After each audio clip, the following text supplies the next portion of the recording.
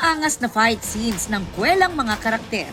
First episode pa lang, nagpasiklab na agad ang sanggang dikit for real.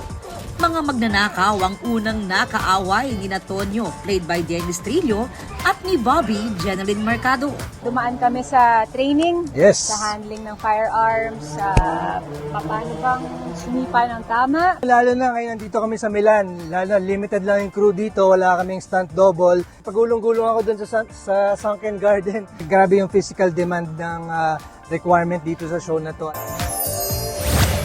May iba't ibang big wins ang Kapuso housemates paglabas ng bahay ni Kuya. Tulad ni Michael Sager na may sarili ng bahay at planong imbitahan ng mga housemates. Iniintay ko talaga yung house blessing ko pag kompleto na kami. Layag na layag naman ang Kish.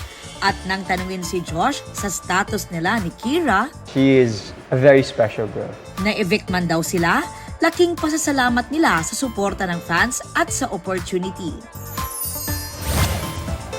Tag-ulan na pero umuulan naman ng hotness ang post ni Max Collins. Wearing two-piece bikini, ito daw ang kanyang huling kembot bago ang tag-ulan.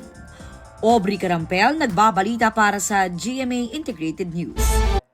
Huwag magpahuli sa mga balitang dapat niyong malaman. Mag-subscribe na sa GMA Integrated News sa YouTube.